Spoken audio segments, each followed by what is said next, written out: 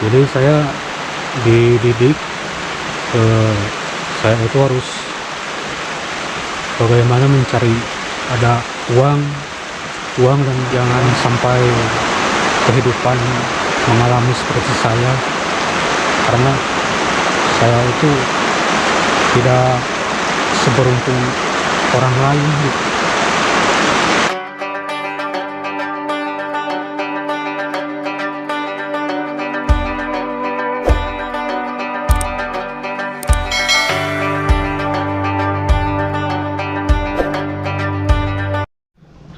Oke, baik teman-teman, assalamualaikum warahmatullahi wabarakatuh. Ketemu lagi bareng saya Amon di Jelajah Desa. Jadi di video kali ini saya berada di Cipanas Cianjur teman-teman, pelosoknya Cipanas Cianjur. Jadi saya akan menemui seorang pemuda yang sangat prihatin kehidupannya dan tragis. Ikuti kisah selengkapnya, ceritanya. Mengapa, gimana cerita dan apa yang terjadi dengan pemuda ini. Nama pemuda ini Hussein Zain. Beliau keturunan Yaman teman-teman. Jadi sebelumnya teman-teman, saya ada dikasih kabar oleh salah seorang dermawan. Bapak itulah yang mengabari kepada kami bahwa ada seorang pemuda yang ditemukan di sebuah hutan dengan kayak yang bingung gitulah teman-teman. Nah, singkat cerita dibawalah ke Panas. Ikuti kita selengkapnya, dan saya akan sekarang menuju ke pemuda itu.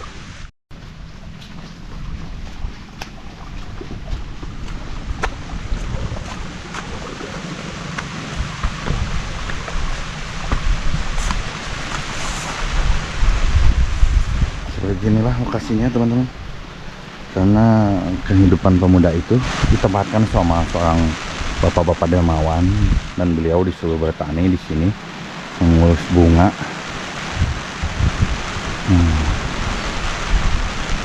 Saya akan mengunjungi lokasinya karena kata bapak itu yang nggak mau disebutin namanya, si bapaknya, beliau lagi ada di kebun teman-teman, lagi bekerja.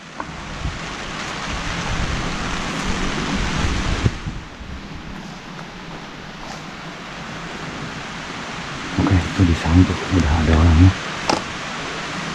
Assalamualaikum. Waalaikumsalam. Sehat-sehat. Alhamdulillah. Mengganggu nih? Enggak. Enggak. Mohon maaf, namanya siapa? Namanya Hussein Zain. Oh, Hussein Zain. Hussein Zain, saya tertarik dengan jambang dan jenggotnya ini. Jenggot. Hussein Zain biasanya kan ada keturunan dari bapak, Tidak ya.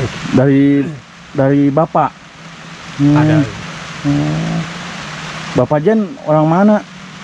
Bapak Zain itu orang Yaman. Oh, masya Allah, orang Yaman. Aslinya orang Yaman. Oh, aslinya orang Yaman. Terus mama sendiri orang mana? Kalau ibu orang Cianjur. Oh, Cianjur, Cipanas. Iya, Cianjur Cipanas. Beliau masih ada? Oh, beliau sudah wafat. Sudah wafat. Sejak Hussein berapa tahun ditinggal wafat? Ditinggal 8 tahun yang lalu. Oh, 8 tahunan, Mas. Ini teman-teman.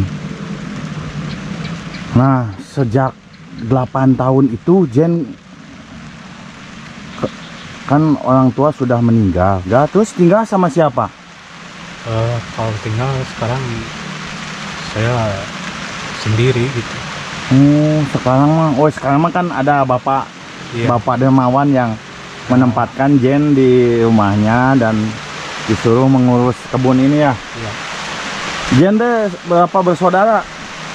Saya itu 4 bersaudara. 4 bersaudara. Terus yang lainnya tahu nggak? Kalau yang lain itu sudah tidak tahu saya berada di mana gitu. Berarti Husein nggak tahu kakaknya di mana, kakak Husein juga nggak tahu. Jadi saling tidak tahu. Masya Allah. Saya menarik ceritanya Husein sampai di lokasi ini. Jadi dulu semasa kecilnya gimana Husein itu? Jadi dulu itu jadi. Nah, mohon maaf Husein kalau tidak keberatan. Husein boleh gak menceritakan proses kehidupan Husein dari kecil sampai sekarang? Oh, itu dari. Mohon maaf teman-teman, karena emang di kebun ini atapnya dari plastik, cukup noise ya teman suaranya.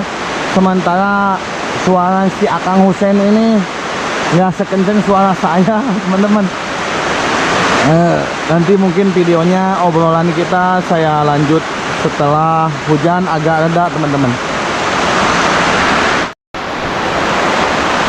Mohon maaf Husein lancang. Boleh nggak diceritain kehidupan Husein itu dari kecil seperti apa? Pokoknya kan jangan sampai kehidupan mengalami seperti saya, karena saya itu tidak seberuntung orang lain gitu. Seperti yang teman-teman tahu, ini cuaca lagi hujan teman-teman, dan Husein ini suaranya pelan banget. Beda dengan saya, karena saya orang desa, biasa gegorowokan, terus saudara jauh, jadi bisa lebih kencang daripada suara hujan kalau suara saya teman-teman. Jadi sangat tragis teman-teman ya. Dari kecil diculik, dibawa ke Jakarta, dididik di jalanan, menjadi seorang pengemis, menjadi seorang pengamen. Mental yang tercetak dalam jiwa Husein itu sudah liar teman-teman. Sampai pernah katanya beliau waktu waktu usia muda pernah mengalami menjamret dan merampok. Akhirnya Husein ditangkap sama polisi dan dipenjarakan teman-teman. Nah, saya mau nanya lebih jelas pengalaman Husein selama di penjara teman-teman. Cuman agak sulit untuk saya ngajak bicara sama Husein, mungkin karena saya orang baru juga, dan ya agak kaku teman-teman, harus pelan-pelan banget saya ngajak ngobrolnya. Kehidupan saya itu brutal gitu. Sampai saya kehidupan saya itu liar, dan kehidupan saya itulah kacau gitu. Sampai saya merampok. Jadi saya dididik, saya itu harus bagaimana mencari ada uang dan uang gitu. Saya harus mendapatkan uang. Jadi saya ditarget oleh orang untuk mencari uang yang dia butuhkan gitu, untuk dia gitu. Akhirnya saya dibawa-bawa orang gitu, sampai saya merampok. Karena mental saya dididik waktu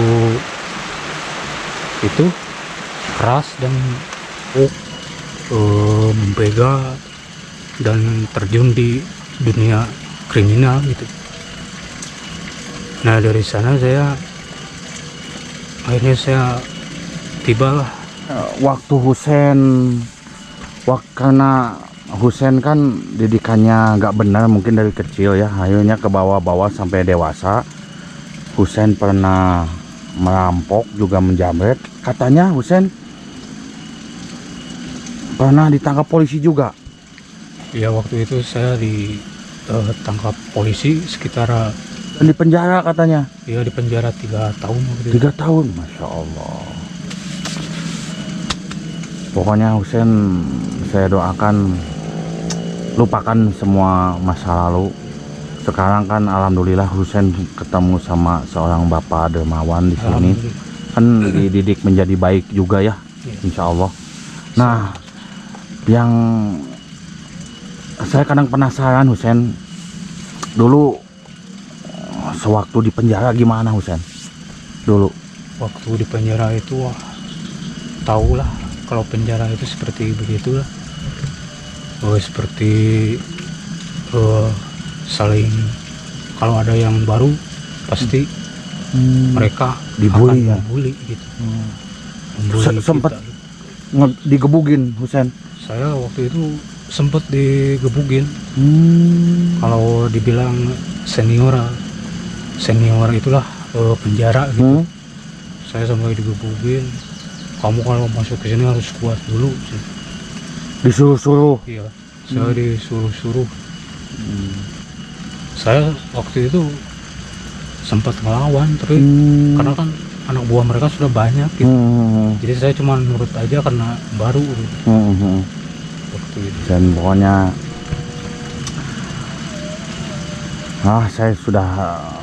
saya tidak bisa berkata-kata ya, banyak ya Husein ya. Iya. Terima kasih juga ya Husein sudah bercerita. Nah, setelah Husein keluar dari penjara, katanya Husein mencoba kembali ke tempat tinggal dulu, dan ternyata katanya sudah tidak ada ya saudara-saudaranya. Ya waktu itu ternyata pas saya kembali rumah sudah dijual gitu. Akhirnya Husein hidup di Cianjur, Cipanas ya, melunta-lunta dan ketemulah di hutan ini, di kebun ini. Ya ketemu di hutan ini. Hingga akhirnya Husein disuruh sama bapak tinggal dan berkebun di sini. Ya berkebun di sini. Nah, saya mah titip pesen sama Husein. Ya, kita semua pasti punya masa lalu masing-masing yang kelam. Tapi masa lalu itu dijadikan sebagai kehati-hatian untuk kita sudah kalau dirasa itu masa lalu pahit dan getir ditinggalkan. Cuman jangan sekali-kali lagi Husein kembali lagi ke seperti itu. Ya. Mudah-mudahan pesan moralnya buat penonton ya, hati-hati misalkan yang punya anak kecil, karena emang banyak penculikan, kadang yang diambil alat vitalnya, yang dijadikan pengemis, yang pokoknya mah yang jelek-jelek. Untuk para orang tua senantiasa menjaga, karena emang kehidupan Husein udah terlantar, sudah ditinggal sama orang tuanya semenjak kecil, akhirnya diculik orang yang tidak bertanggung jawab, dijadikan pengemis, sehingga karakternya jelek sampai dewasa, pernah merampok, pernah menjamret hingga di penjara. Itu sebagai gambaran buat teman-teman ya, kita lebih bijak lagi di dalam kehidupan. Husein tetap semangat, jangan pesimis ya. Husein melangkah ke depan supaya lebih baik lagi ya. Terima kasih waktunya Husein. Mohon maaf ini saya banyak nanya-nanya kehidupan Husein, kepribadian Husein. Pokoknya terima kasih. Saya doakan Husein menjadi lebih baik lagi, sehat dan betah di sini ya Sen ya. Di kasih tempat tinggal oleh bapak. Itu juga ada nama Husein Zen itu? Ya, kalau menurut orang tua saya. Oke teman-teman, itu tadi video saya ngobrol santai bersama seorang pemuda yang bernama Husein, yang Masya Allah sangat tragis kehidupannya dari kecil sampai saat ini. Kita doakan sama-sama teman-teman ya, semoga kehidupan Husein lebih baik lagi. Dan saya ucapkan terima kasih yang selalu mendoakan kami semua, channel-channel kami semua, selalu mensupport Jelajah Desa dan Husein undur diri, dan mohon maaf bila ada kesalahan kata-kata dari kami. Assalamualaikum warahmatullahi wabarakatuh.